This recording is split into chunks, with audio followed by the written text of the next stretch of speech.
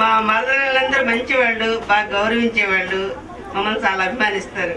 But ఇప్పటివరకు అయితే నాకు పెద్ద కంప్లైంట్ అయితే ఎప్పుడు లేదు. మరి ఒకళ్ళు మేమేమైనా అన్నా కూడా నవ్వుతూ భరిస్తారనమాట పాపం. అందుకే వాళ్ళకే ప్రత్యేకంగా, మిగిలిన వాళ్ళందరికీ అందరూ చెప్పేస్తారు కానీ ఇంక చెప్పను. అలా మరదల కొరత తీరిపోయిందిగా.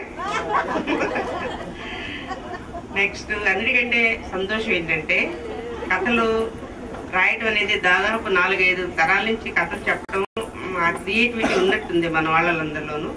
ఇంకా గొప్ప విషయం ఏంటంటే కళాప్రపూర్ణగా పేరు పొందిన నంబూరు దూరోస్ మహర్షి గారి ఊర్లో ఆయన లేకపోయినా ఆయన సమక్షంలో ఈ ఇనాగ్రేషన్ జరగడం అనేది మనందరికీ చాలా చాలా గర్వకారణం. మనందరికంటే కూడాను కథారచనలో కానీ కవిత్వంలో కానీ ఒక వ్యక్తిగాను కవిగా ఆయన చాలా ముందుగానే గొప్ప పేరు పొందారు. ఆయన ఇంకా చెప్పాలంటే మను గురించి మరీ నేను ఎక్కువగా చెప్పొచ్చు కానీ ఇప్పుడు అంత టైం లేదు. చిన్న వెనకాల దీనికి నేపథ్యం ఉంది. నా ఫ్రెండు బాల సాహిత్యంలో బాగా ప్రముఖంగా ఉన్న ఒక వ్యక్తి అడిగారు అనమాట నన్ను, ఇలా పుస్తకాలు రాయొచ్చు, చిత్తూరు జిల్లాలో వాళ్ళు వేసుకుంటూ ఉంటారు, శ్రీష మరి ఎవరైనా ఉంటే రిఫర్ చేయను, నువ్వు రాయొచ్చు, నువ్వు రాయకపోతే ఎవరైనా బాగా రాయలేని వాళ్ళు చెప్పంటే వెంటనే నా మనసులో మరి ఏంటో తెలియదు మనోజ్ పేరు మెదిలింది అనమాట. తను మంచి టీచరు, పైగా రాయగలదనే నమ్మకం కూడా ఉంది. వెంటనే గబోవా ఫోన్లో తనకి ఆ వివరాలు ఇచ్చేస్తే, మను నువ్వు కాంటాక్ట్ చేసుకోమ్మా, నువ్వు రాసి తీరాలి, మరి మన వాళ్ళు ఎవరు వెతికి నీ మీదే నాకు ఆ నమ్మకం వచ్చింది, నువ్వు అందుకు తగ్గ అర్హత ఉంది, ఎందుకంటే నువ్వు ఆ ప్రొఫెషన్లో ఉన్నావు, పైగా అంత చక్కగా వ్యక్తపరిచేంత మీరు అంత తొందరగా నిలబడుతుందని అనుకోలేదు. చాలా చక్కగా తను నిరూపించుకుంది, పూర్తి చేస్తుంది అనమాట. చాలా సంతోషం.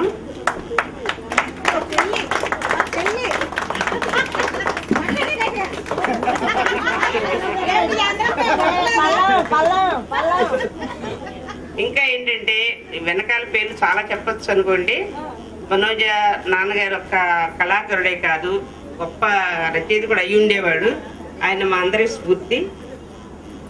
మేము కొంచెం కాస్త రాస్తున్నామని ఒక ఆనందం కూడా మాకుంది. దాన్ని ఇంకా తన కొనసాగింపు అనమాట. అది మనోజ్ ద్వారా ఇంకా చాలా మంది రాయగలరేమో తెలియదు నాకు, మనోజ్ కూడా పూర్తిగా నిరూపించుకుంది. అది ఇంకా చాలా సంతోషంగా ఉంది నాకు.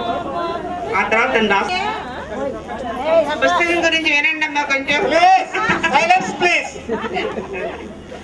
ఆ తల్లి దేవత అనే పుస్తకంలో ఆడపిల్లల పట్ల వివక్షత మామూలుగా అన్ని కుటుంబాలు ఎలా ఉంటుందో మనకు తెలుసు, తండాల్లోనూ ఇంకా చాలా పేదరికలో ఉన్న వాళ్ళలో చాలా దారుణంగా ఉంటుంది అనే విషయం వింటూ ఉంటాం పేపర్లో, అంతే అనమాట. దాన్ని చాలా ప్రత్యక్షంగా గమనించి ఆ విషయాన్ని చాలా హృద్యంగాను మనందరికీ ఎంతో బాగా అర్థమయ్యే రీతిలో ఆ పుస్తకం రాసిందనమాట. అందులో కన్నమ్మదే ముఖ్యమైన పాత్ర. తల్లి ఆడపిల్లని కనటం, ఆ తర్వాత వాళ్ళ జీవన విధానం, మిగిలిన ఆడపిల్లలు కూడాను ఆ కన్న ఆడపిల్ల గురించి తన తండ్రి, నాన్నమ్మ, తాతయ్యలు వీళ్ళందరూ ఎంత గొడవ చేస్తున్నారో గమనించి వాళ్ళు కూడాను దుఃఖంతో ఎదుగు తిరగడానికి ప్రయత్నించడం ఆ చిన్నతనంలోనే. నిజంగా అమ్మాయి ఎలా రాగింది నాకు తెలియదు కానీ నాకే ఆశ్చర్యం వేసింది అనమాట. అసలు ఇంకా చాలా క్షుణ్ణంగా చదవాల్సి ఉంది. నేను ఇది పైన చదివాను అనమాట. చెప్పాలంటే ఒక గొప్ప చరిత్ర ఇంకా రాబోతుంది మనకి.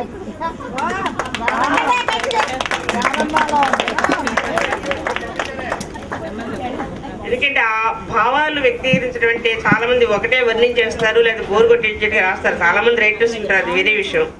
చాలా సున్నితమైన పదాలతో చిన్న చిన్న పదాలట, అది చాలా వరకు తను సాధించింది, నేను గమనించాను. ఆ తర్వాత ఆ కథను ముగించడం కూడా చాలా బాగుందనమాట. అసలే ఆ బిడ్డను తీసుకెళ్ళిపోయి మొత్తానికి మాయమైనట్టుగా మనకు అనిపిస్తుంది కథ చదువుతున్నంతసేపు. ఆ తల్లి చాలా ఆక్రోశిస్తుంది, తపన పడుతుంది, రక్షించుకోవాలనుకుంటుంది. ఇవేమీ సాగవు అనమాట. సరే ఆ జీవితాలు ఎలా అయిపోతాయో, మారిపోతాయో, ఏమి సంపాదన శక్తి ఉండదు, ఆలోచన శక్తి అంతకంటే ఉండదు, అజ్ఞానం నుంచి బయటపడరు, పేదరికము, అంతవరకు పరిమితమైన ఆలోచనలు. అప్పుడు ఒక వెలుగులాగా ఒక సమాచారాలు అడుగుతూ, ఎలా ఉన్నారు పరామర్శిస్తూ, తగిన మందులు ఇస్తూ, వాళ్ళ గురించి అసలు నిజమైన సానుభూతితో పరామర్శ చేసే వ్యక్తిగా ఉంటుంది అనమాట. వీళ్ళు కూడా చాలా ఆనందపడతారు ఆ దుఃఖంలోనే. ఆ తర్వాత ఆ నర్సు ఎవరనేది తెలిసినప్పుడు కొంచెం బాగుందనమాట. ఇంతకీ ఆ నర్సు ఎవరంటే వాళ్ళందరినీ యోగక్షేమాలు విచారించి వాళ్ళకి తగిన సహాయం చేస్తూ ఆడపిల్లైనా కూడా ఏం పర్వాలేదు, వాళ్ళు ఎలా చదివించాలి, ఎట్లా ఉన్నతిలోకి తీసుకురావచ్చని వాళ్ళకి చక్కటి కౌన్సిలింగ్ ఇస్తూ చెప్తూ తిరుగుతుండే మనిషిని ఒక వేదిక మీద చూశాక ఆవిడ గురించి అందరూ చాలా సంతోషాన్ని వ్యక్తపరుస్తారు. ఆ చిన్న బిడ్డ మాయమైపోయిన బిడ్డే ఆ రూపంలో వచ్చిందనమాట. అది కొంచెం డెమటిక్గా అనిపిస్తున్నా కూడాను అందులో ఉండే తన పాజిటివ్ అంశాన్ని మనం గమనించాలి. అక్కడ ఏంటంటే విషాదంగా ముగించలేదు.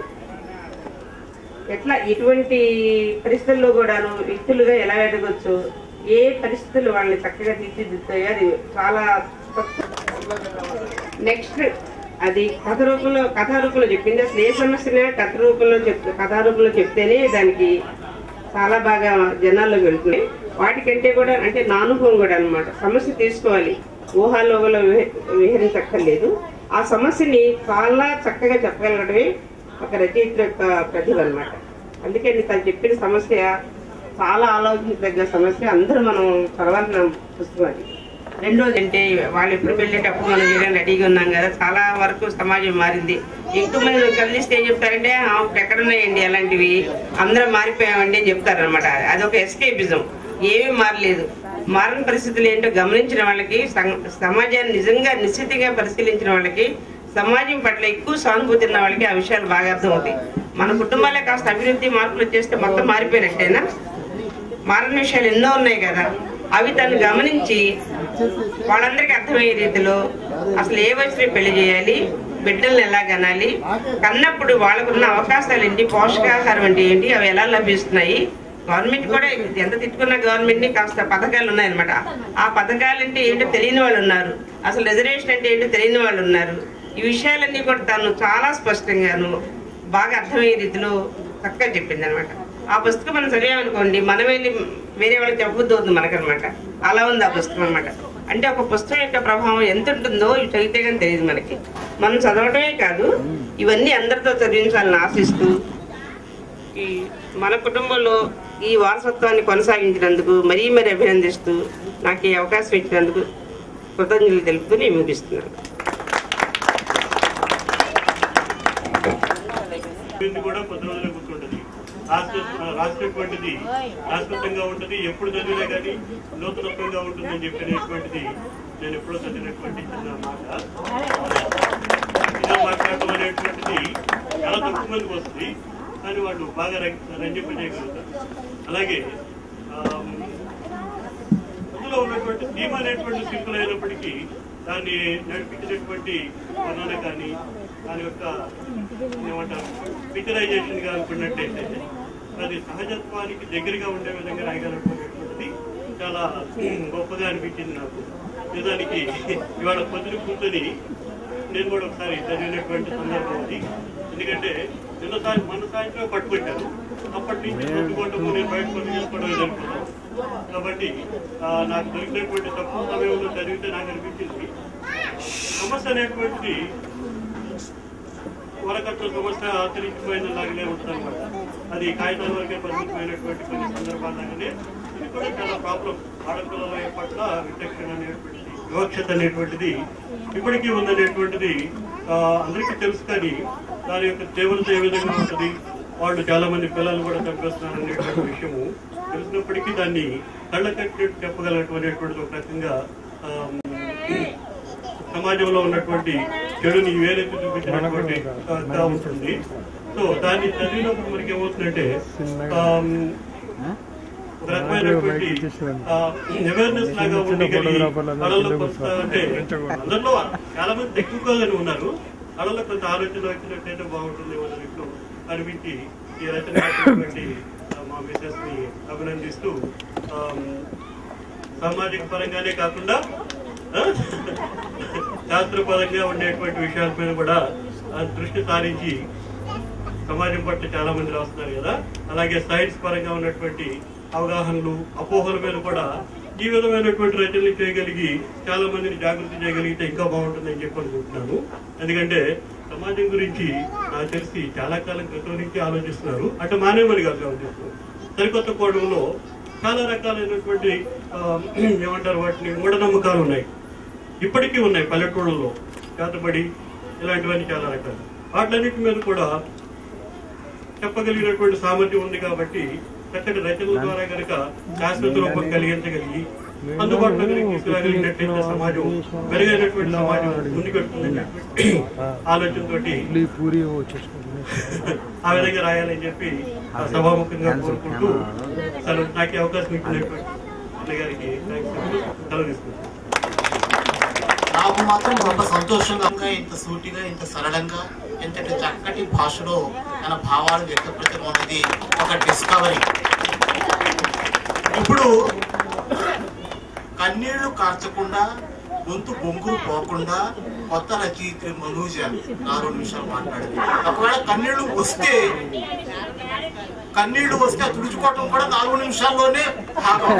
దానికి సపరేట్ గా టైం ఇవ్వం. ఓకే, ఆనంద భాష్పాలు కానీ ఏ భాష్పాలు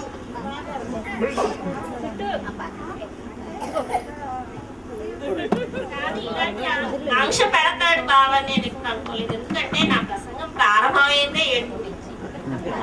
నిజం, చిత్రాటన్ గారు చెప్పిన చక్కటి అంశంలో మాటలో ఏడవనివ్వని తత్వజ్ఞానం నుంచి, ఏడవనివ్వని తత్వజ్ఞానం నుంచి, నవ్వనివ్వని విజ్ఞానం వివేకం నుంచి, పిల్లల ముందు తలవించలేని తెలివితేటల నుంచి, గొప్పతనం నుంచి నన్ను రక్షించు అని ఆయన అడిగాడు.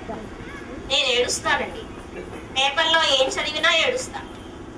ఎక్కడ ఏది శిశువులు కాలువలో దొరుకుతున్నారు, పడిపోయారు, వేశారని చదివినప్పుడు ఏడుస్తా. కానీ నేను అసలు సిగ్గుపడను. నిర్భయ గురించి చదివినప్పుడు అందరూ ఏడ్చారు. నేనే కాదండి, అసలు రక్తంలోనే ఇది ఉంది. స్పందన ఎక్కువ ఉంది మనకి. స్పందన ఒకప్పుడు సహజంగా అందరిలో ఉండేది, కానీ ఇప్పుడు స్పందన అనేది ఎక్స్ట్రాడినరీ అయిపోయింది అనమాట. అందరిలోనే అంతరించిపోయింది. కానీ గర్వంగా చెప్తున్నాను, మన బ్లడ్ లో మాత్రం అంతరించలేదు. అదే స్పందన, సమాజం పట్ల బాధ్యతను పెంచేదే స్పందన. కానీ ప్రతిరూపమే కన్నీళ్లు. స్పందించినప్పుడు కలిగేవి ఏడ్చినా కన్నీళ్లే, నవ్వినా కన్నీళ్లే. ఎవరు మహాత్ములు చెప్పినట్టుగా కన్నీళ్ళకి అడ్డుకట్ట మాత్రం నేను వెయ్యలేను, నేను అసక్తురాలు. అయితే మరి జగన్ గారు అరెస్ట్ అయినప్పుడు వాళ్ళ అమ్మగారు విజయమ్మ గారు ఏడుస్తున్నారని ఏడ్చే తల్లులు కూడా ఉన్నారు ఇందులో. నిన్నే చెప్పారు వారి అనుభవం. కాబట్టి ఎవరికి ఏ తల్లికి కష్టం వచ్చినా, ఏ పసిబిడ్డ కష్టం వచ్చినా, డ్రెస్ కోడ్ లేని 5 సంవత్సరాల పిల్లకి 80 ఏళ్ల పిల్లకి కూడా అన్యాయం జరిగినప్పుడు ఏడవకుండా మనం ఎలా ఉంటామండి? మనం మనుషులం కదా, తప్పకుండా ఏడుస్తాం. ఆ ఏడుపులోంచి పుట్టుకొచ్చేవి ఈ రచనలు. అయితే ఈ రచనల ద్వారా సమాజం మార్చేయాలని మాత్రం కాదు, మనలో ఉన్న ఈ యొక్క ఉడుకు లేదా ఈ పరిస్థితుల పట్ల ఏర్పడినటువంటి అసంతృప్తి గాని, బాధ గాని వెలుగుచ్చడానికి ఒక మార్గమే ఈ రచన తప్ప. ఎవరు అన్నారు ప్రపంచాన్ని మారు అన్నాం కాదు, నువ్వు మారుతున్నావా? ముందు మనం కొంచెం మారాలి. ప్రపంచాన్ని మనం మార్చలేమండి, మార్చగలిగేది ప్రపంచం కాదు. అలా మారాలంటే వాళ్ళలో కూడా కన్నీళ్లు ఉండాలి, వాళ్ళలో కూడా తప్పలు ఉండాలి, పక్క వాళ్ళ సామాజిక బాధ్యత ఉండాలి. ఇవన్నీ మీకు అసలు నేను చెప్పడం అవసరం లేదు, ఎందుకంటే నా బ్లడ్కి నేను చెప్పుకోవడం అవుతుంది. అయితే కానీ పేపర్ చదివి పక్కన పడేసి బాధపడి రచన రాయడం ఒక ఎత్తు అయితే, నా దగ్గర ఒక ఆయుధం ఉంది. మా వారి కూడా నా దగ్గర సంవత్సరానికి 60 మంది పిల్లలు బయటకు పంపిస్తాను. వాళ్ళని నేను మొబిలైజ్ చేయగలుగుతాను. ఆ శక్తి నాకు ఉంది. అవకాశం నా ఉద్యోగం నాకు ఇచ్చింది. నా ఉద్యోగాన్ని నేను ప్రేమిస్తాను. నేను దేనికైతే బాధపడతానో నా పిల్లలతో షేర్ చేసుకుంటాను. అసలు నా తరగతి గదే ఒక పెద్ద సమాజం.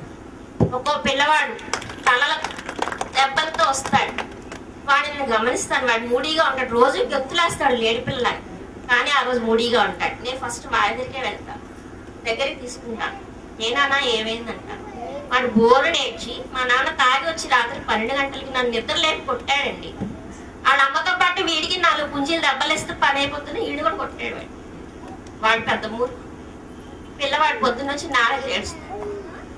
అలాగే అమ్మ బట్టలకి దాచిందండి, పత్తి పనికి వెళ్ళి 1500 నాన్న పట్టుకుపోయి తాగేశాడు మేడం గారు. పాత బట్టలు అన్నా ఉంటే అమ్మ ఇమ్మందండి అని ఒకడు అడుగుతాడు. అప్పుడు నేను ఆడకుండా ఎలా ఉంటానండి?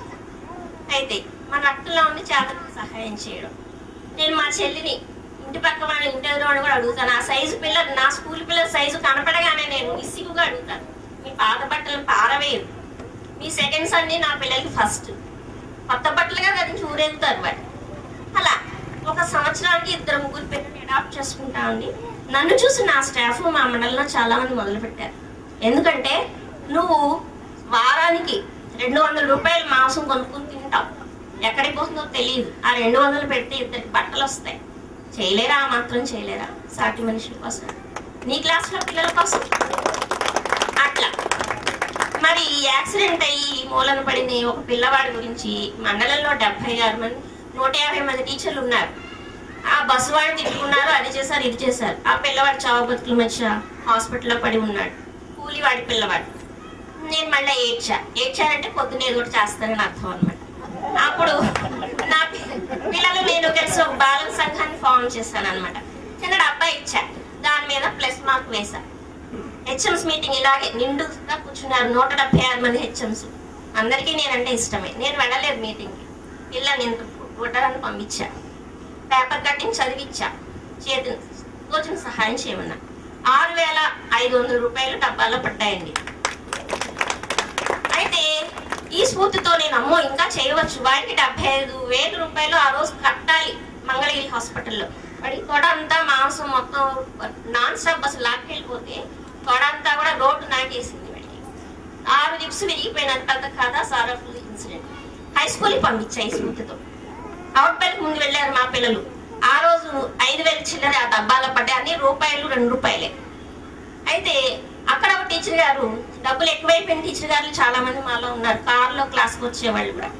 అందులో ఒక మహాతల్లి, మనకోగా చెందిన మహాతల్లి గుడికి ఇద్దాం అనుకుందంట 25,000 బాబా గారి గుడికి. బాబా గారి గుడికి కట్టు సందుకు 4 ఉన్నాయండి, వాటికి ఇవ్వడం అవసరమా? మనోజ్ చేసే ఈ పనికి మనం చెయ్యి వేద్దామని సాయంత్రం నన్ను కాంటాక్ట్ చేశారు. చేసి నాతో పాటు మంగళగిరి హాస్పిటల్కి మా మాస్టర్ కూడా వచ్చారు. మా మామయ్య ఇందులో నాట్ ఓన్లీ మై మండల్, మా వారు ఇన్వాల్వ్ అయ్యే డబ్బులు వేశారు, మా మామయ్య వేశారు. నేను ఒక్కరి నోరు తీసి అడగల డబ్బులు ఇమ్మని. అన్ఎక్స్పెక్టెడ్గా శైలక్కని కలిశాను. శైలక 1000 రూపాయలు ఇచ్చింది. శైలక 1000 రూపాయలు చూరుకోవాలా, మీ బావని అడగవే వదల పక్కన. అంటే నా ఫ్యామిలీ తరఫున 1000 అనలే, బావ మళ్ళీ 1000 రూపాయలు ఇచ్చాడు. టోటల్ గా నేను 16,000, ఆ టీచర్ గారి గుడికి ఇవ్వకుండా 25,000. ఆ విధంగా వాడికి ఎన్నో ఆపరేషన్స్ అండి ఆ బిడ్డకి. ఇప్పుడు అంతకంటే చేసిన దానికి నేను ఆశించింది ఏంటంటే సంతోషకరమైన విషయం, TIIIలో వాడు సీట్ తెచ్చుకున్నాడు. అది వాడికి ఒకటే చెప్పా, నువ్వు తప్పకుండా కోలుకుంటావు నాన్న, నేను ఎందుకో బతికిచ్చాడు కదా దేవుడు, అది నువ్వు ప్రూవ్ చేసుకో అని చెప్పాను. ఆ TIIIలో తినడానికి లేదు, ఒక పూట గెంజేవాడికి. వాళ్ళ మా అమ్మ వాళ్ళు కనబడితే అసలు దండాలు పెడతారనమాట. అట్లా దీనివల్ల నేను సాధించింది ఏంటంటే ఆ బ్యాచ్ లో వెళ్ళే 40 మంది కూడా ఎక్కడేం జరిగినా ఏదో కంట్రిబ్యూట్ చేయడానికి ఆవేశపడిపోతూ ఉండేవాడు. ఆ స్ఫూర్తిని నేను రగిలించాను కదండి, అది చాలు కదా. అలాగే నా పిల్లలకి నేను చెప్తానంటే, నాన్న తల్లిదండ్రుల్ని గౌరవించడం సరే కానీ అసే అంటే అన్నారు ప్రేమతో, కానీ వృద్ధాప్యంలో చూడండి, వదిలిపెట్టకండి. మిమ్మల్ని కాపాడింది కదా అమ్మని చూడండి, ఆడవాళ్ళని గౌరవించి. అలా ఏదైతే నాకు సమాజంలో బాధ కలిగిన విషయాలు ఉన్నాయో అవన్నీ నా పిల్లలకి చెప్పేసి ఇంజెక్ట్ చేసేస్తూ ఉంటాను. అదే నేను టెర్రరిస్ట్ కాకపోవడం వల్ల ఇంజెక్షన్ ప్రమాదం ఏదో సమాజానికి జరగదు. ఒక మంచి బ్యాచ్ ని మాత్రం వదలగలుగుతున్నాను ప్రతి సంవత్సరం అనే తృప్తి నాకు చాలా. అందుకే నా ఎంప్లాయ్, నా ఉద్యోగం నేను ఎంతో ప్రేమిస్తాను. నువ్వు ఎప్పుడైతే నీ పని ప్రేమించావో నువ్వు కష్టపడినట్టు కాదు. ఈ ఉద్యోగం గురించి నేను చాలా గర్వపడుతున్నాను, చాలా ఇష్టపడి నేను ఈ ఉద్యోగాన్ని. నాన్న ఎప్పుడు కూడా జబల్పూర్ వెళ్ళి బ్యాంక్ టెస్ట్ రాయమ్మను, అక్కడికి వెళ్ళి ఇక్కడికి వెళ్ళని పాపం పంపిస్తూ ఉండేవాళ్ళు, ప్రిపేర్ చేస్తుండేవాళ్ళు. ఒక్క చోటకే వెళ్ళాను, నాన్న నాకు ఇది అయ్యే పని కాదు అని చెప్పేశాను, బీఈడీ చేశాను. ఇప్పుడు నా కళలు అన్ని కాకపోయినా సగం నిజం చేసుకుంటున్నాను. నా పిల్లలు 30 పద్యాలు వేమగారి పద్యాలు అవలేలుగా చెప్తారండి. అయితే పిల్లల్ని క్వశ్చన్ చేయడానికి టీం వస్తారు, కానీ వాడు అడిగిన తర్వాత మా పిల్లలు మొదలు పెడతారు. ఊరు కొండ వీడు ఊనికి పశ్చిమే విధి, మొగ చింతపల్లె మొదటి ఇల్లు, అరసి చూడ అబ్బాయిలు ఆడనే శివుడు, విశ్వదాభిరామ వినురమేమ అని చెప్పి కొంచెం మంచిగా ఇస్తారు అని చెప్పి పిల్లలు అడుగుతారు, ఇదేంటో చెప్పండి సార్ అని అడుగుతారు వచ్చిన వాళ్ళని. ఊరు కొండ వీడు ఉనికి పశ్చిమ వీధి, మోగ చింతపల్లె మొదటి ఇల్లు, అరసి చూడ శివుడు ఆడనే బయలుండు, విశ్వదాభిరామ వినురమేమ. అది వేమన గారి ఇంటి అడ్రస్. ఆనాడు పద్యంలో చెప్పాడు. మా పిల్ల ఈ వరకు ఇప్పుడు వచ్చిన 60-30 టీముల్లో ఒక్కడు కూడా దీనికి బావలాగా ఆన్సర్ చేసిన వాళ్ళు లేరు. That is my blood. ఎక్కడ తిరిగినా మనకి బెడ్ దగ్గర రావాల్సిందే. అయితే వాళ్ళందరూ ఎప్పుడు సెట్ చేసి వెళ్తారు. మళ్ళీ అలా చాలా పద్యాలు ఉన్నాయనుకుంటే అవన్నీ మళ్ళీ సమయం సరిపోదు. కాబట్టి నా ఉద్యోగం ద్వారా కూడా నేను సమాజ సేవ చేస్తున్నానని చెప్పడానికి నేను చాలా గర్వపడుతున్నాను. చాలా మంచి అవకాశం నాకు. అయితే నా తల్లిదండ్రులు ఇచ్చిన సంస్కారం మొదటి మెట్టు. నన్ను అండలో అంటారు, ఇలా కూడా ఉండొచ్చు అని, మిమ్మల్ని చూసి నేర్చుకున్నాం టీచర్ గారు, ఇలా పెట్టచ్చు అని, ఇలా పలకరించచ్చు అలా. కాబట్టి నా తల్లిదండ్రులు నేను చాలా పెద్ద ఎత్తున కృతజ్ఞతలు తెలియజేసుకుంటున్నాను. Thank you. కాబట్టి మరీ కృతజ్ఞతలు. దీన్ని కొనసాగిస్తున్నటువంటి ఈ వీరులందరికీ కూడా మనస్ఫూర్తిగా, వీరులే ఈ ధీరులకి వాళ్ళ చిత్తం చాలా గొప్పది. కాబట్టి దేనికి వెరవకుండా ఇందులో లోటు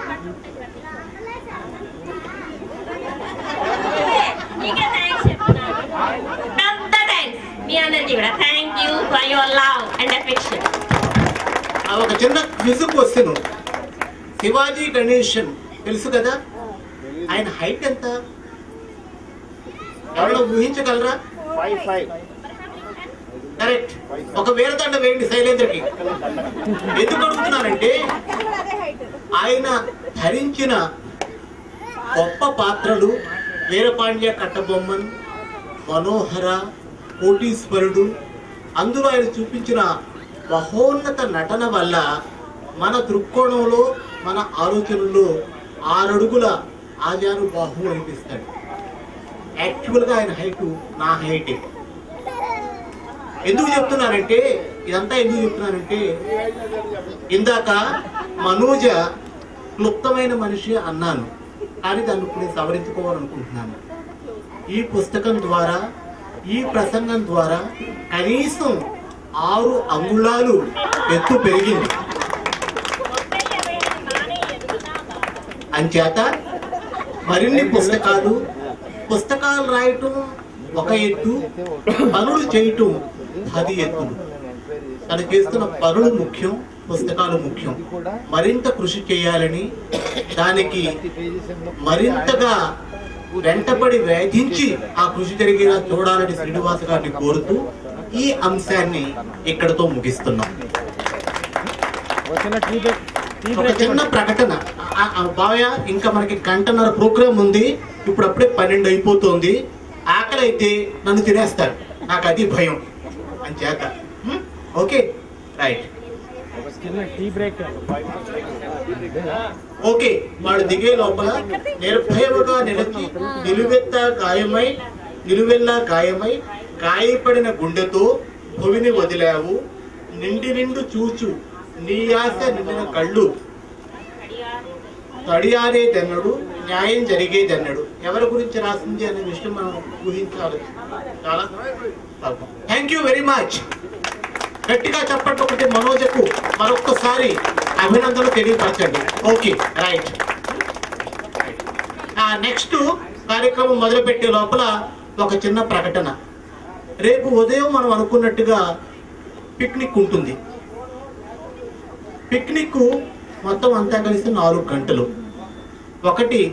ఒక డ్యామ్ ఉందట, నాగులపాలెం అనుకుంటా, what ever it is, Nagireddigudem. అక్కడికి వెళ్ళి అక్కడి నుంచి ఆచార్యబావ, అరుణక్క వాళ్ళ 15 ఎకరాల పొలం వెళ్ళి వెనక్కి రావటం. ఆ పిక్నిక్ ఇక్కడి నుంచి 8 గంటలకు మొదలవుతుంది. కానీ అది కంపల్సరీ ఏమీ కాదు. శక్తి లేని వాళ్ళు, ఆసక్తి లేని వాళ్ళు ఇక్కడే కూర్చుని కబుర్లు చెప్పుకుంటామంటే నిరభ్యంతరంగా ఏమీ ఇబ్బంది పడకుండా ఉండొచ్చు. ఎవరైతే 8 గంటలకు ఇక్కడ ఉంటారో వాళ్ళంతా కలిసి వెళతారు. 8 తర్వాత వచ్చే వాళ్ళు కోపడకండి, ఎందుకంటే 8ంటికి వెళ్ళకపోతే మనం తిరిగి రాలేము, కార్యక్రమం సఫలం కాదు. నెక్స్ట్ కార్యక్రమం young and not so young achievers. ఆ కార్యక్రమానికి నాంది ప్రస్తావన మన అరుణ్ చేస్తాడు. అరుణ్ రా.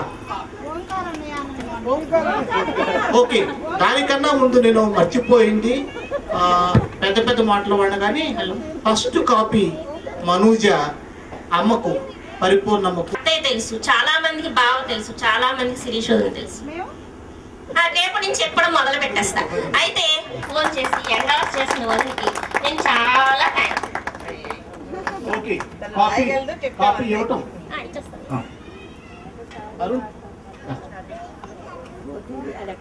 ఫస్ట్ కాపీ తయారెక్కకి తల్లికే ఇవ్వాలి. రావాలి రావాలి రావాలి.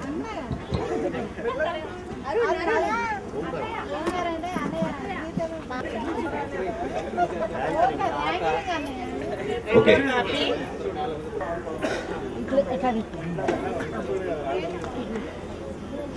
నా షర్ట్ బాగుందా? రెండో కాపీ మేనత్త పరిపూర్ణ గారికి. నా షర్ట్ బాగుందా? మళ్ళీ అడుగుతున్నా, నా షర్ట్ బాగుందా లేదా? ఒకవేళ బాగుంది అని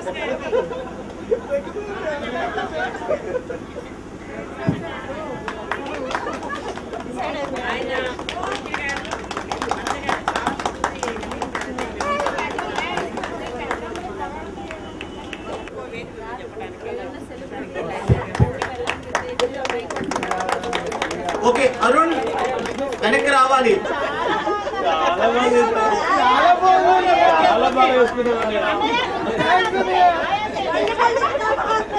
ఒక 3-4 రోజుల నుంచి సరిగ్గా నిద్రలేని వ్యక్తి, అలాగే దాదాపు 18 గంటలు ఆలోచిస్తున్నాడు, పనిచేస్తున్నాడు, ఆలోచిస్తున్న వ్యక్తితో మాట్లాడుతున్నారు మీరు.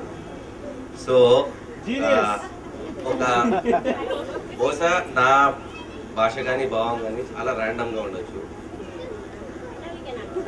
ఓకే గుడ్, అర్థమైంది కదా? సరే, సక్సెస్ కి నిర్వచనం అంటే సక్సెస్ అంటే నాకు తెలిసి 3 సినోనిమ్స్ అంటే పర్యాయ పదాలు ఉన్నాయి. ఒకటి ఎదగడం, ఒకటి ఒదగడం, ఇంకొకటి పెంచడం. అర్థమైంది? సక్సెస్ 3 రకాలు. ఒకటి ఎదగడం, ఒకటి ఒదగడం, ఒకటి పెంచడం. అగైన్ నేను ఇలా చెప్తున్నప్పుడు ఇది నా దృష్టికోణం మాత్రమే. నిన్న లేని వాళ్ళకి మళ్ళీ ఒక్కసారి రిపీట్ చేస్తున్నా.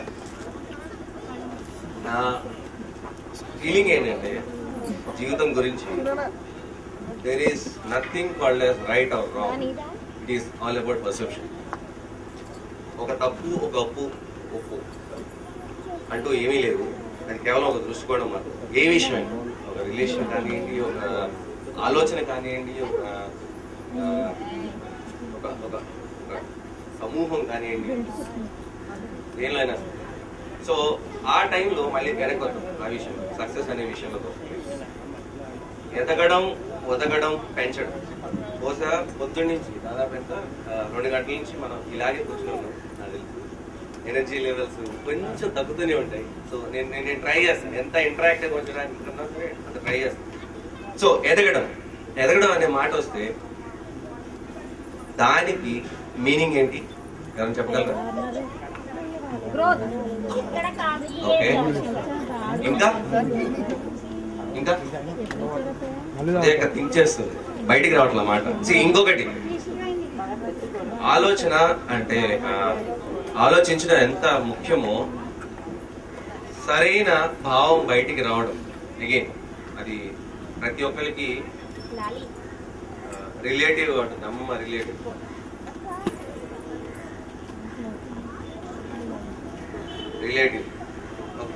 వర్డ్ నాకు తెలుగులో రావట్లేదు.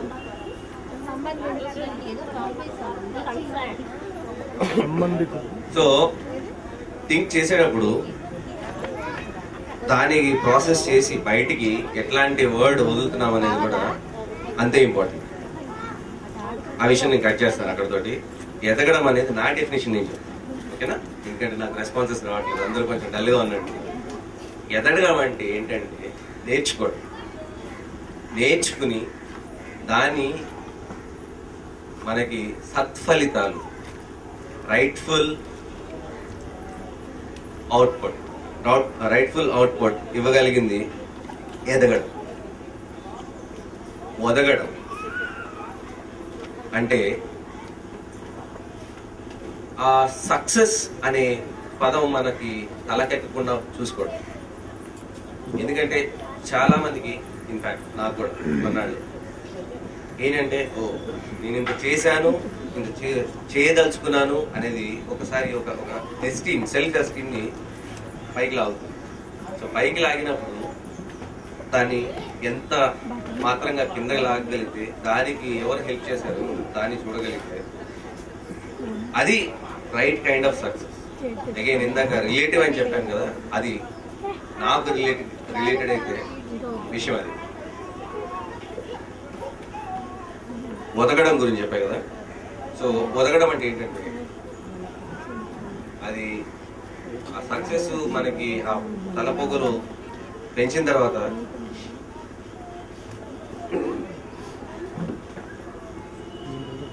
దింపుతూ ఉన్నప్పుడు ఎవరెవరైతే దానికి దోహదం చేశారో వాళ్ళకి ఎక్నాలెడ్జ్మెంట్ ఇవ్వడం. అంటే నీ వల్ల ఇదయింది, నీ వల్ల అదయింది, నా వల్ల అది చేయగలిగితే బహుశా ఆ సక్సెస్కి ఎవరైతే కారకులు అయ్యారో వాళ్ళు కూడా ఆనందపడతారు. బహుశా మనోజ్ అక్కడ చేసింది అదే, ఇప్పుడే పెంచడం. సో ఒకవేళ ఆ సక్సెస్ అని మనం అనుకుంటే, దాన్ని వేరే వాళ్ళకి ఎలా ఇవ్వగలుగుతాం? సో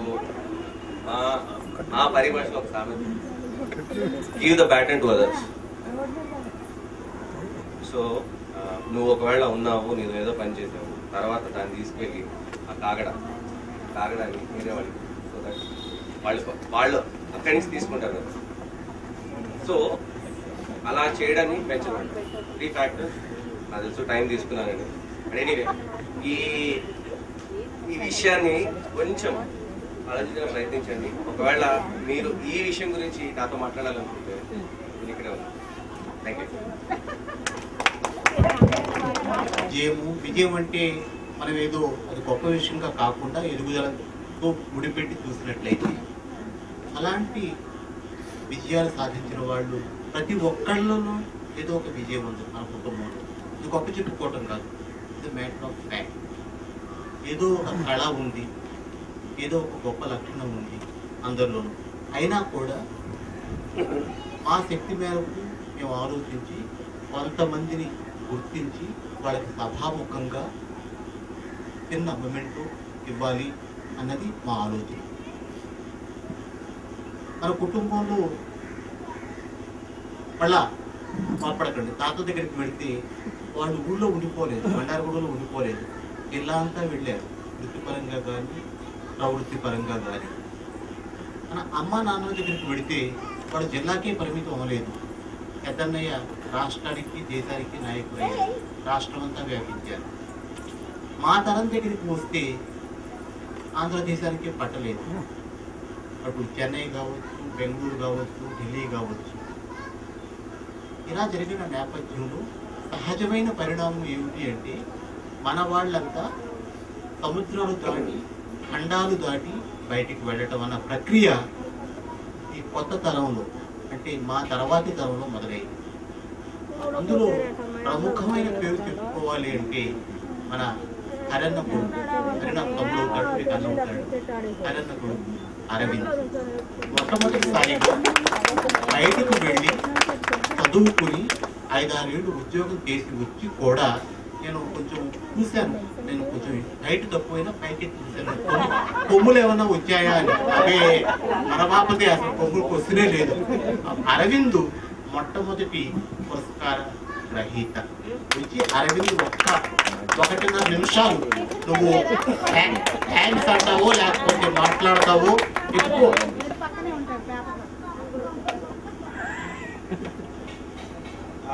నమస్కారం. పెద్దనాన్న చెప్పినట్టు 1.5 minutes అంటే ఇంకో 30 seconds ఎక్కువ తీసుకుంటాను, ఎందుకంటే ఈ ఆప్షన్ మళ్ళీ రాదు. అంటే హై అచీవర్స్ అని అన్నారు, అరుణ్ చెప్పినట్టు everyone have their own definition. High achievers అని, హై అచీవర్స్కి పర్టికులర్ డెఫినిషన్ వాళ్ళకి ఉంటుంది. బట్ ఇక్కడ రాకముందు కానీ మనుపిని తన యొక్క స్పీచ్ విన్న తర్వాత హై అచీవర్స్ అంటే దేశాలు ఖండాలు దాటిన వాళ్ళే కాదు, మన దగ్గర ఉండి నిజంగా టచ్ చేసిన వాళ్ళే హై అచీవర్స్ నాకు తెలిసిన. సో బయటికి వెళ్తే రికగ్నిషన్ వస్తుంది, ఒక డిగ్రీ వస్తుంది, డాలర్స్ వస్తాయి, మనీ వస్తుంది, మూమెంటల్ వస్తాయి. ఇలాంటి డైరెక్షన్ ఇవ్వకండి. నాకు తెలిసినంత వరకు దగ్గరుండి సర్వీస్ చేసిన వాళ్ళని, వాళ్ళ పిల్లల్ని, వాళ్ళ పేరెంట్స్ని ఎంకరేజ్ చేసిన బ్రదర్స్ని, వాళ్ళని మీరు ఎంకరేజ్ చేస్తే నెక్స్ట్ జనరేషన్ అన్న అది ఫాలో అవుతారు. సో ఇప్పుడు అంటే మీ పిక్కింగ్ అనేది ఒకవేళ ఈ డైరెక్షన్లో వెళ్తే నెక్స్ట్ ఆ పిల్లడు అనుకోవచ్చు, నేను కూడా పక్క దేశంకి వెళ్తే నాకు మూమెంట్ వస్తుంది కదా, లేకపోతే నేను కూడా బాగా సంపాదిస్తే నేను కూడా స్టేజ్ మీదకి వచ్చి మాట్లాడచ్చు కదా అని అనుకుంటారు. యాక్చువల్గా అది రాంగ్, అది అబ్సల్యూట్లీ రాంగ్ నా పర్సెప్షన్లో.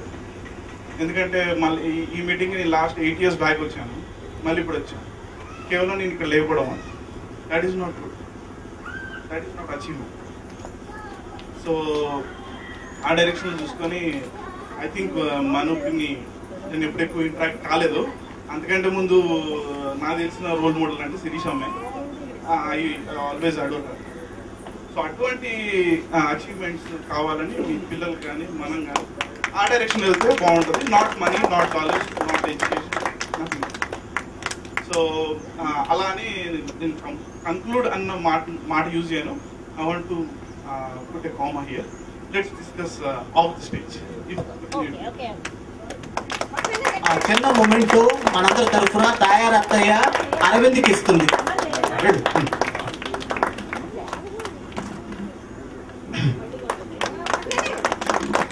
ఓకే, నెక్స్ట్ మన కుటుంబంలో అనేక రకమైన లాయర్గా స్థిరపడి గొప్ప కృషి చేస్తున్న శ్రీనివాస్ భారతి స్టేజ్ మీదకి రావాలి. కష్టం అండి. అందరికీ నమస్కారం. ఇంటర్మీడియట్ అయిపోయిన తర్వాత నేను ఏం చేద్దామని చెప్పి ఆలోచిస్తూ బిఏలో జాయిన్ అయ్యి ఇమీడియట్ గా. తర్వాత లాస్ట్ సెట్ రాసిన తర్వాత నాకు ఇంటర్వ్యూ వచ్చింది. నాన్నగారు ఇమీడియట్ లా జాయిన్ అయిపో, అలా బాగుంటుంది. మన ఫ్యామిలీ నుంచి ఎవరు అడ్వకేట్ లేరు, కంపల్సరీగా నువ్వు లా చేయాల్సిందా, వితౌట్ హెసిటేషన్ ఇమీడియట్ జాయిన్ లా. జాయిన్ అయిన తర్వాత నిజంగా మీ నంబరు నా లైఫ్ టర్న్ అయింది. Every year at a time pass అయిపోతాం. అంతకుముందు ఒడిదుడుకులు వచ్చినా అది బ్రేక్ చేసుకుని ఈజీగా, అంటే ఆల్మోస్ట్ ఫస్ట్ క్లాస్ అంటారు కదా, 68% లా పాస్ అయ్యాను. తర్వాత లా చేసిన తర్వాత ఎల్ఎల్ఎం అంటే మాస్టర్ ఆఫ్ లా చేద్దామని చెప్పి ఒక డెసిషన్ తీసుకున్నాం. మళ్ళీ దానికి నాన్నగారు ఎల్ఎల్ఎం ముద్ర, ఎల్ఎల్ఎం చేసిన మళ్ళీ ఈ లెక్చరర్ గారు రావాల్సి వస్తుంది, ప్రాక్టీస్కి వెళ్ళిపోని చెప్పారు. ప్రాక్టీస్ ఎక్కడ చేద్దాం అనేది ఏలూరా చింతలు కూడా నాకు డెసిషన్ అర్థం కావట్లేదు. ఇక్కడ ధర్మరాజులో నాన్నగారి దగ్గర చాలా మంది చుట్టుపక్కల వాళ్ళు వచ్చి ఫ్రీ సర్వీస్ నాన్నగారు ఉచిత సలహాలు తీసుకుంటూ ఉండేవాడు. ఈ ఉచిత సలహాల దెబ్బకే నాన్నగారు ఇక్కడ ఉంటే పెద్ద ప్రశ్నలు రాణించలేమేమో, ఎవరైనా ఫ్రెండ్స్ ఉంటే ఎవరు చూడాయన. ఈ మధ్యలో మార్కాపురం, ప్రకాశం జిల్లా మార్కాపురంలో మా సీనియర్ నా క్లాస్మేట్ ఫాదర్ జీవి రెడ్డి గారు ఉండేవారు. ఆయన ఇమీడియట్ గా మార్కాపురం వచ్చేపోతారు. 94లో నేను మార్కాపురం వెళ్ళాను. 94లో మార్కాపురం వాళ్ళు 30 members ఉంటారు అడ్వకేట్, ఎక్కువ మంది వెళ్ళారు. అది డివిజన్ హెడ్ క్వార్టర్. అక్కడ స్టార్ట్ చేసిన ప్రాక్టీస్. అక్కడే ఎన్రోల్మెంట్, అక్కడికి వెళ్ళిన తర్వాత ఎన్రోల్మెంట్ అయ్యాను. అక్కడ ప్రాక్టీస్ చేసిన తర్వాత ఏ స్టేజ్కి వెళ్ళాలంటే ఫస్ట్ CC 68/95 మంచి కేసు, ఒక లేడీ కేసు వచ్చింది నాకు. అది మా సీనియర్ కొంత చేసింది వదిలిపెట్టారు. నువ్వు చేయబోయేది ఎలా చేస్తావు చూస్తాను, ఎందుకంటే నేను చేయటం వేరు, నువ్వు చేస్తే బాగుంటుంది ఆలోచించుకున్నాను. అది లేడీ కేసు. భర్త మోసం చేసి, అంటే కన్సీల్మెంట్ ఆఫ్ మ్యారేజ్ అనమాట. మా హస్బెండ్ సప్రెస్ చేసి అంతకుముందు మ్యారేజ్ ని ఈ అమ్మాయిని చేసుకున్నాడు. 3వ భార్య నా దగ్గరికి వచ్చింది. అంతకుముందు 2 పెళ్లి లేని వారికి. So concealment of marriage section 495 అని ఉంటుంది. ఆ అమ్మాయి నా దగ్గరికి వచ్చింది. సార్ ఏం చేయాలి సార్, నేను మోసం చిన్నపిల్ల అమ్మాయి, 16 years ఉంటుంది. అమ్మాయి కోసం మ్యాక్స్ 95లో స్టార్ట్ చేసి 99లో ముగించి ఆ కేసు. వాడికి 30,000 జరిమానా, 2 సంవత్సరాలు శిక్ష పడింది. మార్కాపురం కోర్టులో 2 సంవత్సరాలు శిక్ష పడిన ఎవరు అడ్వకేట్ వేయించుంటారు. నేను కంప్లైంట్ అమ్మాయి తప్పు చేసేసాను. అదే నా లైఫ్ టైం. అక్కడి నుంచి నేను వెనక్కి చూసుకోలేదు. నేను అక్కడ చాలా మంది యాక్చువల్గా క్యాస్ట్, ఇక్కడ పొలిటికల్లో క్యాస్ట్ బేసిస్ సర్టిఫికేట్ రాణించాలంటే క్యాస్ట్, పొలిటికల్, ఫైనాన్షియల్ స్టాటస్ ఉన్నారు ఫస్ట్. వితౌట్ ఫైనాన్షియల్ అసిస్టెంట్, నాకు ఎవరు ఫైనాన్షియల్ అసిస్టెంట్, అమ్మ మాత్రం నాకు బేస్ లా చేయడానికి నాకు మనం మార్టిగేజ్ చేసి ఇచ్చింది, నాకు గోల్డ్ చేయాలి, నాకు బాగా చంద్రహావం ఇప్పుడు అమ్మ అది ఇస్తూ ఉంటాను. మార్టిగేజ్ చేసి నాకు పంపించింది, దాన్ని బేస్ చేసుకుని నేను అలా డెవలప్ చేసుకుంటూ ఇప్పుడు బాగా సెక్రటరీగా, వైస్ ప్రెసిడెంట్గా, ఇప్పుడు ప్రెసిడెంట్గా ప్రెసిడెంట్ రేస్లో ఉన్నాను. అక్కడ నన్ను షార్ట్ కట్లో విఎస్ఆర్ అంటున్నాను. విఎస్ఆర్ లేదు అక్కడ ఏం పని జరగదు, బార్లో ఏం పని జరగదు. అంటే బార్లో ప్రతి నా మీద డిపెండ్ బాగా బార్ అసోసియేషన్ అడ్వకేట్స్ ఉండేది అంటే అయితే అందరికి ఇదే ఒక సిచ్యువేషన్ ఉంది కాబట్టి ఈ బార్ అనుకుంటారు. ఈ బార్ కాదు, జనాలు లొట్టలు వేసుకుంటున్నారు. లొట్ట మధ్యాహ్నం జరిగారు. తర్వాత జీవీ రెడ్డి గారి తర్వాత నాకు జీవీ రెడ్డి గారు మా సీనియర్ అడ్వకేట్ కొంచెం పెద్ద ఆయన అయిపోయిన తర్వాత వేరే ఇంకో సీనియర్ దగ్గర పంపిస్తానని అప్పారావు గారు అని చెప్పేసి అడిషనల్ ప్రాసిక్యూటర్గా చేశారు. ఆయన దగ్గర నేను జాయిన్ చేశాను. ఇది బ్రాహ్మణ్ అడ్వకేట్, చాలా వెరీ నైస్ పర్సన్. ఆయనకి క్యాస్ట్ ఫీలింగ్స్ అట్లాంటివి ఉండవు. నన్ను బాగా డెవలప్ చేశారు ఆయన డెవలప్ చేసుకుంటూ నన్ను కేసులను డెవలప్ చేసుకుంటూ ఒక 2 కోట్లు నాకు కంప్లీట్ గా అప్ చెప్పేశారు. 4 కోర్ట్స్ ఉంటాయి మార్కప్ కోర్టులో, 2 కోట్లు నాకు 2 కోట్లు ఆయన అడ్జస్ట్మెంట్ చేస్తున్నారు.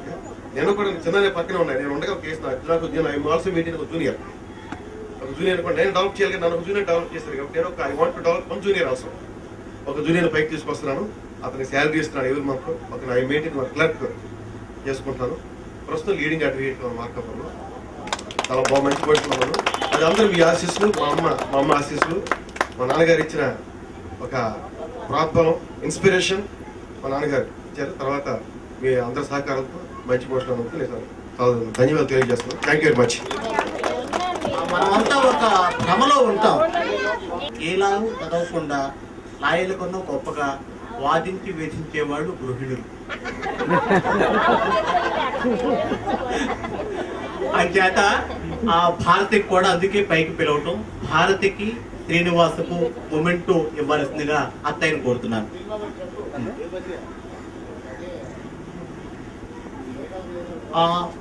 శ్రీనివాస్ మొట్టమొదటిసారి ఇంత విస్తారంగా మనతో అసక్తత కాబట్టి శ్రీనివాస్ నెక్స్ట్ ఎపిసోడ్ చూడాలి అంటే రేపు సాయంత్రం ధర్మాజిగూడలో మనం అంతా కలుగుతాం. Okay, thank you. మన కుటుంబంలో అటు ప్రాబ్లమ్స్ రావాలనుకోండి, జనరల్ గా లీగల్ అడ్వైస్ కావాలంటే లీగల్ అడ్వైస్ అనుకోండి ఎనీ టైం శ్రీనన్న ఉన్నాడని మాత్రం మర్చిపోకండి. ఫ్రీ లీగల్ అడ్వైస్, ఏ ప్రాబ్లం వచ్చినా సరే నేను ఇమీడియట్ సలహా ఇవ్వగలను. కరెక్ట్ చేసే పరిస్థితులను 20 years స్టాండింగ్ అడ్వకేట్ ఉన్నా కాబట్టి I can do anything on legal side.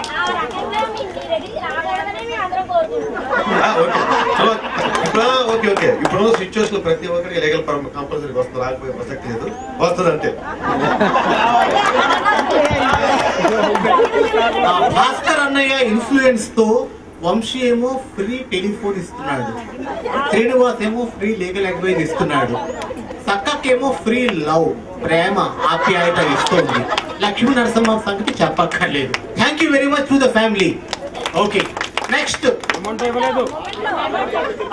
Okay తీసేయండి.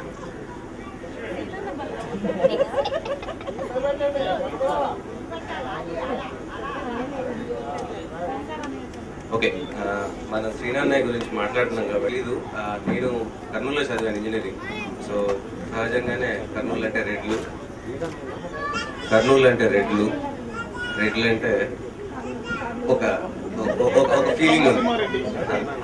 సో సీన్ కట్ చేస్తే మార్కాపురంలో నాకు తెలిసిన ఫ్రెండ్ వాళ్ళ బ్రదరు ఎమ్మెల్యే. ఓకే, సో అక్కడి నుంచి నేను వాళ్ళ వల్ల అన్ని పరిచయాలు పెరిగినాయి. అఫ్కోర్స్ కొన్ని లీగల్, కొన్ని ఇల్లీగల్, కొన్ని యాంటీ సోషల్.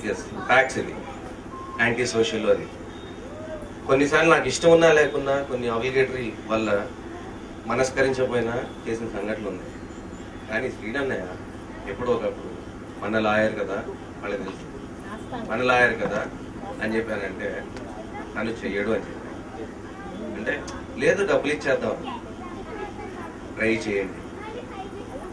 10 రోజుల తర్వాత నాకు మళ్ళీ ఫోన్ వచ్చింది, మీ వాడు కష్టమయ్యా. సో నేనేం చెప్పదలుచుకున్నానంటే ఆ షేర్డ్ వాల్యూ సిస్టమ్ అనేది ఏదైతే ఉంటుందో, ఆ విలువలు అనేది ఉండి దాన్ని ఎక్స్ప్రెస్ చేసి దాన్ని గట్టిగా సక్సెస్ అనేది రిలేటివ్ పదం అని ఇందాక అన్నాను కదా, ఎదగడం, ఒదగడం, పెంచడం. ఆ విషయాల్లోకి వస్తే పెంచడం అనేది ఎలా వస్తుందంటే కరెక్ట్ వాల్యూస్ ట్రాన్స్ఫార్మ్ అవ్వాలి, షేర్ అవ్వాలి. షేర్ అయినప్పుడు అట్లా వస్తుంది. Thank you sir. ఈ తరంలో ఇంకా విలక్షణమైన ప్రతిభ చూపించిన వాళ్ళు చాలా మంది ఉన్నారు. మన దురదృష్టం ఏమిటంటే వాళ్ళంతా ఇవాళ ఎక్కడ లేకపోవడం. అయినా వాళ్ళ పేర్లు ఒకసారి చెప్తాను. పేరు పేరుకు మీరు అభినందన తెలపాలని నా కోరిక. కిరణ్ మన కుటుంబంలో మొట్టమొదటిసారి ఉద్యోగాల రక్షణ కవచం నుంచి బయటపడి తనంతట తాను స్వంతంగా సాఫ్ట్వేర్ రంగంలో ఒక సంస్థను స్థాపించాడు. అలాగే రాహుల్, దాసరి రాహుల్, వాడు కూడా MBA చేసిన తర్వాత 3 ఏళ్ళు నోకియాలో పనిచేసి అగైన్ ఇదే స్పిరిట్తో ఇదే స్ఫూర్తితో స్వంతంగా ఒక కన్సల్టెన్సీ పెట్టాడు. 2 ఏళ్ళు అయింది, బాగా నడుస్తుంది. వీళ్ళందరికన్నా చెప్పుకోదగ్గ వ్యక్తి, ఇంకా వాడి వ్యక్తి అవ్వలేదు, బాలుడు, అభిమన్యుడు లాంటి వాడు. వాడు శాండీ, అంటే మన అమ్ములు వాళ్ళ అబ్బాయి. స్కేటింగ్ ఫీల్డ్ లో వాడు జాతీయ స్థాయిలో ప్రతిభ చూపిస్తున్నాడు. మనకి అందరూ ఉన్నారు కానీ డాక్టర్లు కొదవ ఉంది. ఆ కొదవ తీర్చింది మన కుటుంబంలోని వ్యక్తి కాదు, బయట నుంచి వచ్చిన వ్యక్తి మొట్టమొదటిసారిగా మాధవి. అది ఏరుకోరి సరోజిని నాగభూషణ గారు మన కుటుంబంలో తీసుకొచ్చారు. అదే వరవడిలో ఇప్పుడు వెళుతున్నాడు డాక్టర్ ప్రశాంత్. ఇందాక మనం అనుకున్నాము విదేశాలకు వెళ్ళటం. అరవింద్ చెప్పినట్టు విదేశాలకు వెళ్ళటము అంటే ఏదో కిరీటం పెట్టుకోవటం కాదు. ఒకసారి బయటకు వెళ్ళి బయట ప్రపంచంలో బ్రతకటం అంటే అది ఒక గొప్ప జీవిత అనుభవం. అలాంటి అనుభవాన్ని అలాంటి వాళ్ళు కొన్ని రోజులు, కిరణ్ లాంటి వాళ్ళు కొన్ని నెలలు అనుభవిస్తే, అరవింద్ లాంటి వాళ్ళు కొన్ని సంవత్సరాలు అది అనుభవించారు. అదే వరవడిలో మన అవంతి అంటే బాలు వాళ్ళ పాప, నాని, హరిత, వీళ్ళంతా కూడా అక్కడ ఉన్నారు. మన కుటుంబంలో అంతా కార్యసూరులు, మేధస్సుతో పనిచేసే వాళ్ళు అఫీషియల్ గా తక్కువ. సైంటిస్ట్ ఒక ఆయన ఉన్నారు, మిస్టర్ హరిత. ఆయనకి చప్పట్లు కొడతాం. వస్తారు, ఇప్పుడుంటే బాగుండేది, లేరు కాబట్టి కొట్టారు. ఇవి కాకుండా ఇంకో గొప్ప ఫీల్డ్ సోషల్ సర్వీస్. అందులో తల్లి కూతుళ్ళు ఇద్దరూ పనిచేస్తున్న ఒక విచిత్రమైన విలక్షణమైన నేపథ్యం ఉంది. స్రవంతి, పద్మ. ఇవన్నీ బాగానే ఉన్నాయి. మనందరం కూడా ఏదో పాటలు పాడతాం, అది ఇది అని చెప్పుకుంటాం. కానీ నటనను పూర్తిగా కాకపోయినా ఒక జీవన వ్యాపకంగా పెట్టుకున్న పల్లు అంటే బాలాజీ వాళ్ళ పాప. సరే, మన పెద్దవాళ్ళ దగ్గరికి వస్తే మొట్టమొదటిగా చెప్పుకోవాల్సింది మనకి టీచర్లు ఉన్నారు. ఉదాహరణకి అమ్మ కూడా ఒక టీచర్గా తన ఉద్యోగం మొదలెట్టింది. కానీ దాన్ని పూర్తి స్థాయికి తీసుకువెళ్ళి ఒక ప్రొఫెసర్ స్థాయికి తీసుకువెళ్ళిన వ్యక్తి దాసరి శైలేంద్ర. శైలేంద్ర వచ్చి 1-1.5 నిమిషాలు మాట్లాడితే బాగుంటుంది. ఇక్కడ 40 నిమిషాలు లెక్చర్ ఇవ్వకూడదు. అలాగే ఈ సీనియర్ వాళ్ళందరికీ చిన్న మొమెంటోలు ఇవ్వడం కోసం హరీష్ తమ్ముడి పేరేంటి? అందరికీ నమస్కారం. 90 సెకండ్లు ట్రై చేస్తాను. ఎందుకంటే నా లెక్చర్స్ ఎప్పుడు క్లాస్లో 90 మినిట్స్ ఉంటాయి. 90 సెకండ్స్ దాన్ని చదువుతారంటే కొంచెం కష్టమే. మరి ఇప్పటిదాకా మాట్లాడిన వాటిలో నాకు 2-3 అంశాలు నచ్చాయి. ఇంకేత మరొకసారి ఆ అంశాలని మనందరం గుర్తు చేసుకోవాలి. మొదటిది భాస్కర్ అన్నయ్య చెప్పారు. ఎక్కడ భాస్కర్ అన్నయ్య? కమ్యూనికేషన్. ఆయన చెప్పిన నేను పూర్తిగా ఏకీభవిస్తున్నాను. ఇప్పుడు మన దగ్గర సాధనాలు ఉన్నాయి. అంటే సెల్ ఫోన్స్ అనే కాదు, మన ఫేస్బుక్లు ఉన్నాయి. అలాగే మనం గూగుల్ గ్రూప్స్ కూడా ఫామ్ చేసుకోవచ్చు. కాకపోతే ఆ బాధ్యత పూర్తిగా మా మీద పెట్టకుండా ఈ టెక్నాలజీలో బాగా అనుభవం గడించిన యంగ్స్టర్స్ ఉన్నారు. ఒక అరుణ్ కానీ, ఒక వంశీ కానీ, అటువంటి వాళ్ళు పూనుకుని మన ఈ లాలమ్మ తాతయ్య ఫ్యామిలీకి ఒక గూగుల్ గ్రూప్ మీరు ఏర్పాటు చేయగలరా? ఎందుకంటే ఫేస్బుక్లో కూడా మీరు చేస్తున్నారు తెలుసు నాకు. కానీ ఫేస్బుక్ మనందరం అంత తరచుగా చూడవు, ఎందుకంటే కొంతమంది టైం ఉంటుంది, కొంతమంది ఉండకపోవచ్చు కూడా. కానీ ఒక గూగుల్ గ్రూప్ ఉంటే అందులో మన మెసేజెస్, డెవలప్మెంట్స్, అప్డేట్స్, ఫోటోలు, లింకులు చాలా పెట్టుకోవచ్చు, మీకు తెలియదు ఏం కాదు. కాబట్టి అది మీరు ఏమన్నా చేయగలరా? దట్ మై రెండవది అమరేంద్ర చెప్పాడు ఇందాక ఉపోద్ఘాతంలో, మన తాతయ్యల తరం నుంచి కూడా మనకెంతో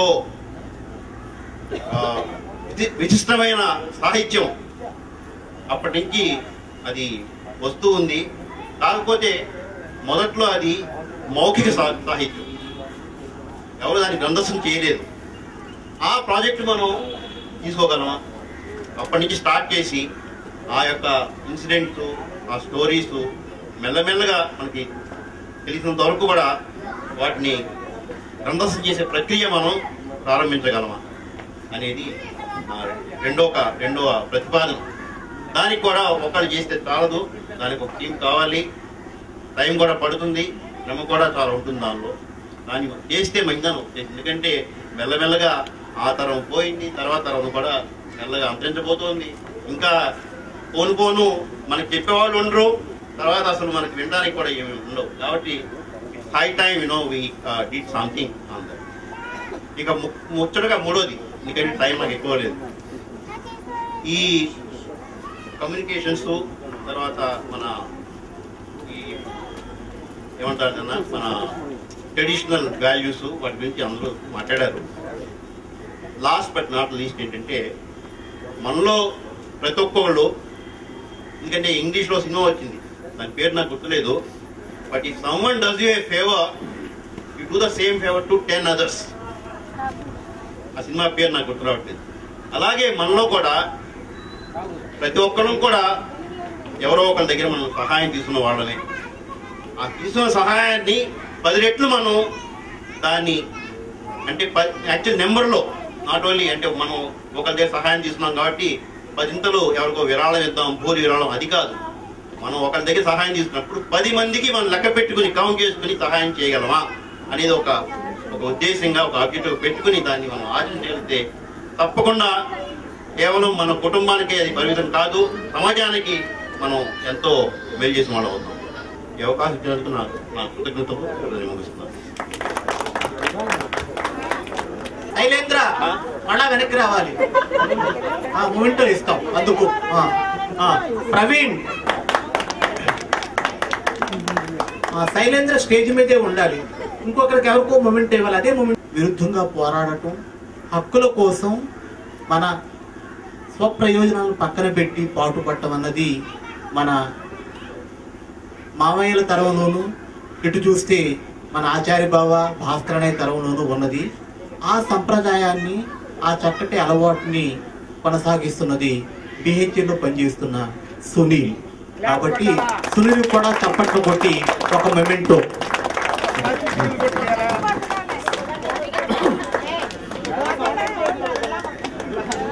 సునీల్కి ఇవ్వడానికి నాకు ఇంకొక పక్షపాతం ఉంది. మా అందరికీ కూడా రోల్ మోడల్ చిన్నమాట అవుతుంది, హీరో రవణయ్య. ఆ రవణయ్య కొడుకుగా ఇవ్వటం కూడా నాకు చాలా సంతోషం. ఆయన ఈ సందర్భంగా గుర్తు చేసుకోవటం నాకు, మీకు, పెద్దవాళ్ళకి, పిల్లలకి అందరికీ సంతోషదాయకం. Thank you Sunil.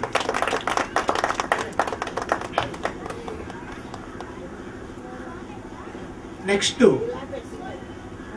పెద్దన్నయ్య అనగానే వస్తుంది. అదే బాణీలో నిజంగా పెద్దన్నయ్యలాగా బ్రతికి కుటుంబాన్ని బ్రతికించిన వ్యక్తి ఒకరున్నారు. ఆయన పేరు మోహన్ రావు.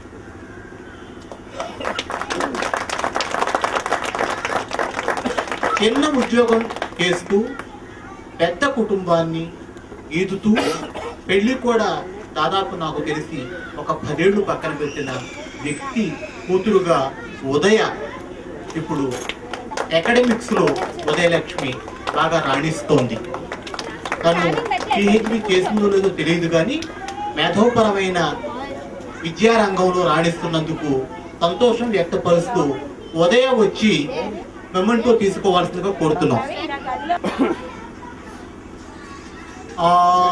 దళిత వర్గాల ప్రయోజనాల కోసం అనండి, దళిత వర్గాల ఆరాధ్య దైవం అంబేద్కర్ భావాల ప్రచారం అనండి, అలాంటి వాటిల్లో ఒక స్ఫూర్తితో యాక్టివిస్టుగా పనిచేస్తున్న బాధ్యత గల అధికారి పవన్ ప్రసాద్ గారు. వారికి కూడా ఈ సందర్భంగా ఒక మెమెంటో ఇవ్వటం అన్నది నాకు చాలా సంతోషం కలిగించే విషయం. మళ్ళా ప్రవీణ్ విడిపోయి ఎక్కడో దాక్కున్నాడు. నువ్వు ఇక్కడే ఉండాలయ్యా. పవన్ ప్రసాద్ గారు మీరు వచ్చి దయచేసి 90 సెకండ్లు మించకుండా మాట్లాడాలి. ఇది అన్యాయం నాకు తెలుసు, అయినా కొన్ని అన్యాయాలు చేయాలి. మేనేజ్మెంట్ తీసుకున్నప్పుడు అన్ని న్యాయాలు చేయలేవు. కొంచెం సడలించాలండి, ఇంకో 90 నిమిషాలు పెంచుతాం, 90 సెకండ్లు పెంచుతాం. పూజ్యులు, ఇద్దరు పెద్దలు, సహృదయులు, మరెందరూ పిన్నలు, అందరికీ నా హృదయపూర్వకమైనటువంటి జై భీమ్.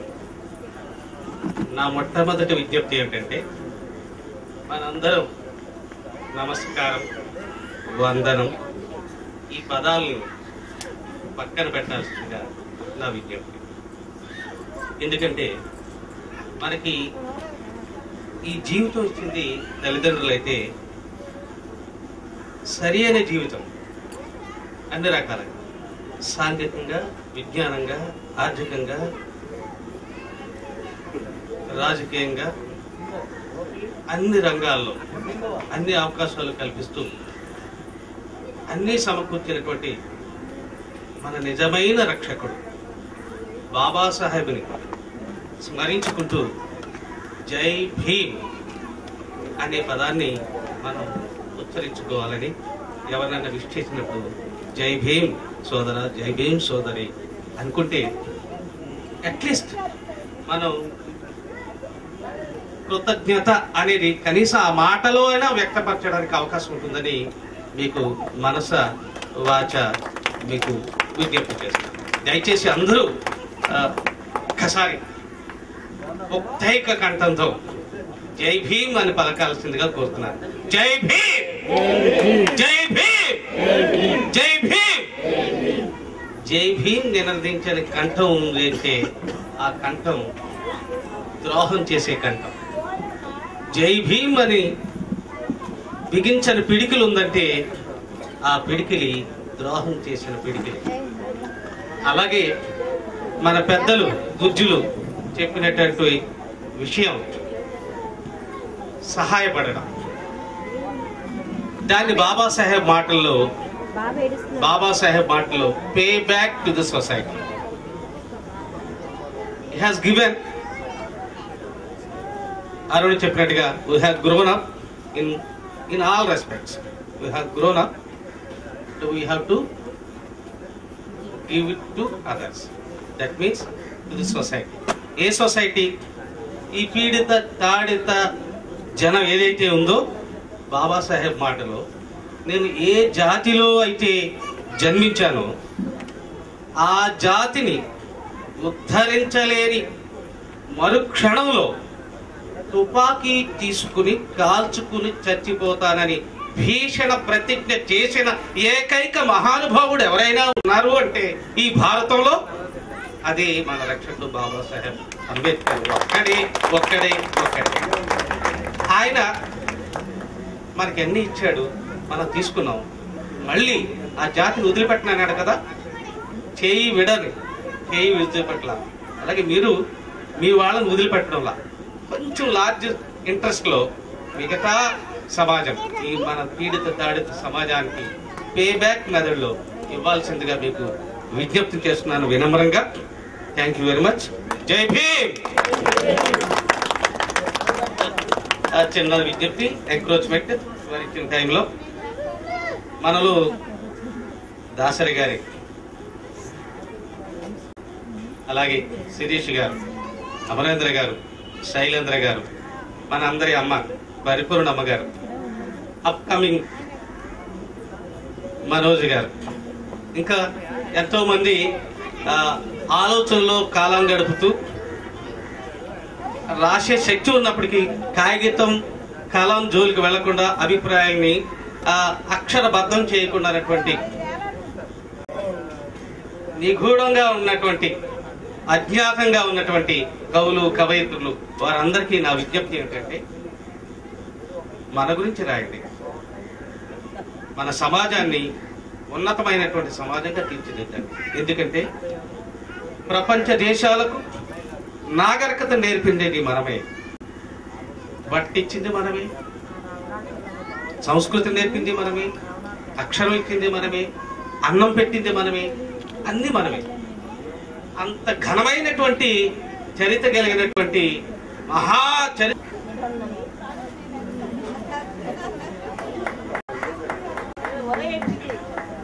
నెక్స్ట్ ఇప్పుడు మీ మాట వినాలని మా అందరికీ ఉంది. 90 సెకండ్లు దాటును అని వాగ్దానం చేసినట్టయితే మైక్ ఇస్తాను.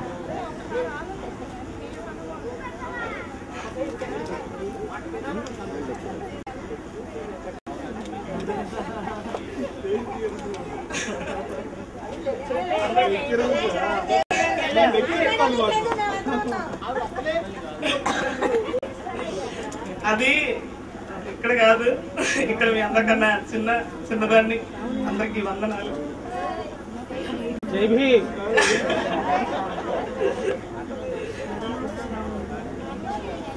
నేను MSc BEd lecturer chemistry, working in government degree college Kaikaluru, Krishna district. ఉండటం ఏలూరు. ఇంకా ఎంతమంది అందరినీ చూసేసరికి అసలు డాడీ మొహమే గుర్తొస్తుంది నాకు. ఎంత హ్యాపీగా ఉండేదంటే డాడీ ఉన్న అందరూ చూసేసరికి ఊరికే అసలు ఏం లేకుండా ఆనందపడిపోయేవారు డాడీ. ఆయనే గుర్తొస్తున్నారు నాకు. అందరు ఇలాంటి సిచ్యుయేషన్ ఉంటే కనుక. తర్వాత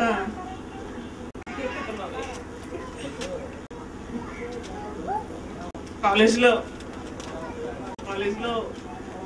నేను నాకు దొరికిన మార్గం ఏంటంటే కాలేజీలో ఇన్స్పైరింగ్. నేను ఫస్ట్ హై స్కూల్లో వర్క్ చేశాను. ఎలిమెంటరీ స్కూల్ దగ్గర నుంచి చేశాను. కొన్నాళ్ళు ఎలిమెంటరీ స్కూల్లో చేశాను. తర్వాత హై స్కూల్లో చేశాను. అక్కడికన్నా ఇంకా మంచి అవకాశం నాకు ఇంటర్మీడియట్ కాలేజ్కి వచ్చేసరికి అనిపించింది. 100% కెమిస్ట్రీలో 100% అందరూ పాస్ అవ్వాలి.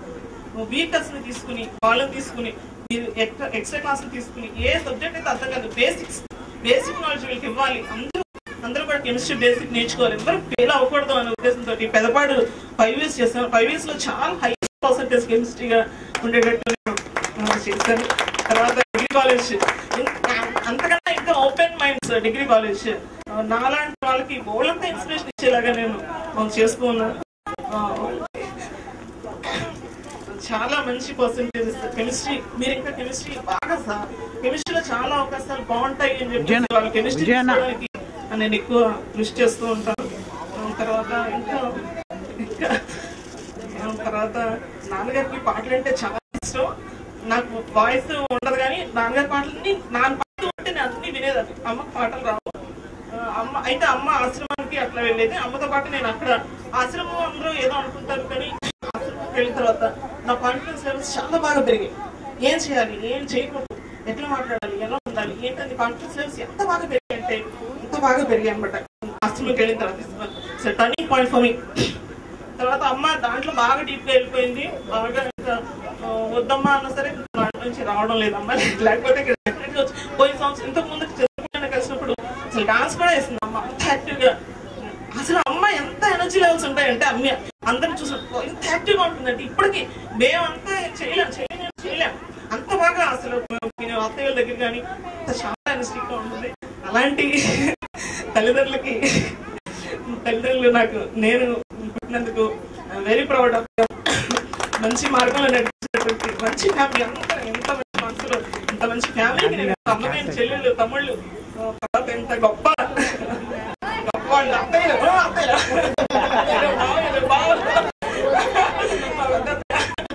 అందరికి వారసులు అయినందుకు ఎంతో గర్వపడుతున్నాను. Wish you all good wishes to you and your family. Right memento చెప్పే కదా. మన వాళ్ళని ఎవరిని మనం పలకరించినా కూడా గొప్ప కథలు గొప్ప విజయాలు, గొప్ప విషయాలు బయట. అందుకన్నా ముందు ఈ అచీవ్మెంట్, విజయము అన్న విషయంలో మనం అభినందించాల్సింది అరుణక్క. కానీ నేను చెప్పినట్టు ఎంతో చిన్న స్థాయి నుంచి వచ్చి బావయ్య ప్రోత్సాహంతో గవర్నర్ గారి అవార్డు అందుకునే స్థితికి వెళ్ళిన అరుణక్కకు మనందరం